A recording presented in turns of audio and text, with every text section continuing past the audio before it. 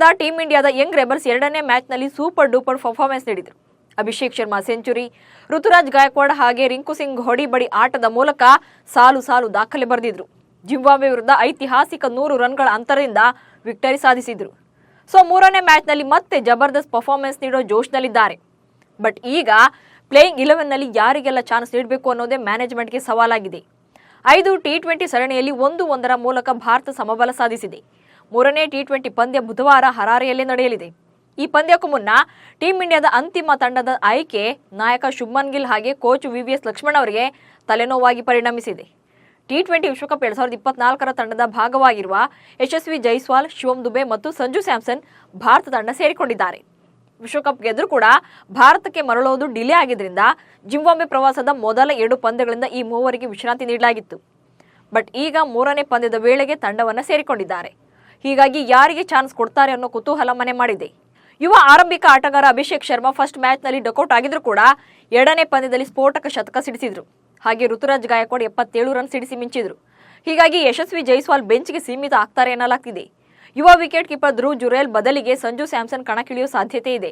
ಧ್ರುವ್ ಜುರೇಲ್ ಚೊಚ್ಚಲ ಪಂದ್ಯದಲ್ಲೇ complete failure ಆಗಿದ್ರು. ಇದು ಸ್ಯಾಮ್ಸನ್ಗೆ ಪ್ಲೇಯಿಂಗ್ 11ಗೆ ಎಂಟ್ರಿ ಕೊಡಲು ಕಾರಣವಾಗುತ್ತದೆ ಎನ್ನಲಾಗಿದೆ. ಮೊದಲ ಪಂದ್ಯದಲ್ಲಿ ಆಡಿದ ಎಡಗೈ ವೇಗಿ ಖಲೀಲ್ ಅಹ್ಮದ್ ಅವರನ್ನ ಆಡುವ 11ರ ಬಳಗದಿಂದ ಕೈಬಿಟ್ಟು ಎರಡನೇ ಪಂದ್ಯದಲ್ಲಿ ಸಾಯಿ ಸುದರ್ಶನ್ಗೆ ಅವಕಾಶ ಮಾಡಿಕೊಟ್ಟಿದ್ದ ಟೀಂ ಇಂಡಿಯಾ ಮ್ಯಾನೇಜ್ಮೆಂಟ್ ಮೂರನೇ ಪಂದ್ಯದಲ್ಲಿ ಕನಿಷ್ಠ 3 ಬದಲಾವಣೆ ಮಾಡೋ ಸಾಧ್ಯತೆ ಇದೆ. ಇನ್ನು ಸಾಯಿ ಸುದರ್ಶನ್ ಪದಾರ್ಪಣೆ ಮಾಡಿದ್ರೂ ಕೂಡ ಬ್ಯಾಟಿಂಗ್ ಮಾಡುವ ಅವಕಾಶ ಸಿಕ್ಕಿರಲಿಲ್ಲ. ಈಗ ಮೂರನೇ ಪಂದ್ಯದಲ್ಲಿ ಇವರು ಸ್ಥಾನ ಕಳೆದುಕೊಳ್ಳುವುದು ಬಹುತೇಕ ಕನ್ಫರ್ಮ್ ಆಗಿದೆ. ಇನ್ನು ಟಿ20 ವಿಶ್ವಕಪ್ ಟೂರ್ನಿಯಲ್ಲಿ ಸಂಪೂರ್ಣವಾಗಿ ಬೆಂಚ್ ಕಾದಿದ್ದ wicket keeper batsman Sanju Samson ಮತ್ತೆ ಓಪನರ್ ಯಶಸ್ವಿ ಜೈಸ್ವಾಲ್ ಇಬ್ಬರು ಕೂಡ ನೇರವಾಗಿ ಪ್ಲೇಯಿಂಗ್ 11ಗೆ ಆಯ್ಕೆಯಾಗುವ ಸಾಧ್ಯತೆ ಇದೆ. ಈ ಸಲುವಾಗಿ 11ರ ಬಳಗದಿಂದ ರಿಯಾನ್ ಪರಾಗ್ ಮತ್ತು ಧ್ರುವ್ ಜುರೇಲ್ ಹೊರಬೀಳೋ ಸಾಧ್ಯತೆ ಇದೆ. ಸಾಯಿ ಸುದರ್ಶನ್ ಸ್ಥಾನದಲ್ಲಿ ಯಶಸ್ವಿ ಜೈಸ್ವಾಲ್ 11ರ ಬಳಗ ಸೇರಿಕೊಳ್ಳಲಿದ್ದಾರೆ ಎಂದೇ ನಿರೀಕ್ಷೆ ಮಾಡಲಾಗಿದೆ. ಇನ್ನು ತಂಡದ ಬೌಲಿಂಗ್ ವಿಭಾಗದಲ್ಲಿ ಬದಲಾವಣೆ ಅನುಮಾನವಾಗಿದೆ. ಆಲ್ರೌಂಡರ್ ಸ್ಥಾನದಲ್ಲಿ ಶಿವಂ ದುಬೆ ತಂಡದ ಮಧ್ಯಮ ಕ್ರಮಾಂಕದ ಸಾಮರ್ಥ್ಯವನ್ನು ಹೆಚ್ಚಿಸಲಿದ್ದಾರೆ. ಈ ಬದಲಾವಣೆಗಳನ್ನು ಹೊರತುಪಡಿಸಿ ತಂಡದಲ್ಲಿ ಯಾವುದೇ ಬದಲಾವಣೆ ಆಗೋ ಸಾಧ್ಯತೆ ಇಲ್ಲ ಎನ್ನಲಾಗಿದೆ. ಇನ್ನು ಶುಭ್ಮನ್ ಗಿಲ್ ಮತ್ತು ಅಭಿಷೇಕ್ ಶರ್ಮಾ ಆರಂಭಿಕರಾಗಿ ಕಣಕ್ಕಿಳಿಯಲಿದ್ದಾರೆ.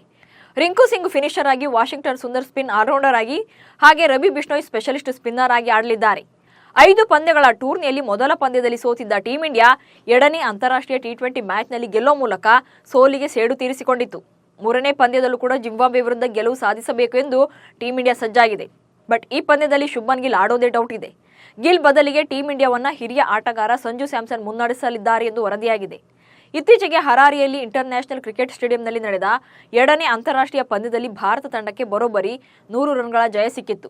ಈ ಪಂದ್ಯದಲ್ಲೇ ಫೀಲ್ಡಿಂಗ್ ವೇಳೆ ಶುಭ್ಮನ್ ಗಿಲ್ ಅವರ ಫಿಂಗರ್ ಇಂಜುರಿ ಆಗಿದೆ. ಹಾಗಾಗಿ ಅವರು ಟೀಂ ಇಂಡಿಯಾ ಪರ ಆಡೋದು ಡೌಟ್ ಇದೆ.